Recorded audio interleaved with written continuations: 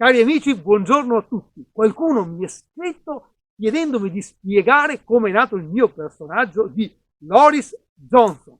Nasce dall'imitazione di Boris Johnson, il primo ministro inglese, un simpaticone, e soprattutto il cognome Johnson con la J mi ha ispirato. Ho detto, se fosse scritto con la G sarebbe Johnson, e siccome è un cognome che ricorda quelli veneti e anche Loris è un nome tipicamente veneto, ho detto, perché non facciamo un'imitazione, un personaggio ispirato a Boris Johnson, ne facciamo il cugino veneto. Guarda, ho già messo la giacca, manca la cravatta, aspetta un attimo, ecco, che ci vuole per fare Boris Johnson? Basta la cravatta, l'ho già preparata, vediamo così, vediamo se viene fuori. Ecco, sì, la cravatta, no, la giriamo, aspetta, è meglio girarla, ecco, la cravatta c'è, benissimo, la giacca c'è, la camicia va sempre bene, la camicia bianca, dicono effettivamente la camicia bianca può sempre andare bene in qualsiasi circostanza.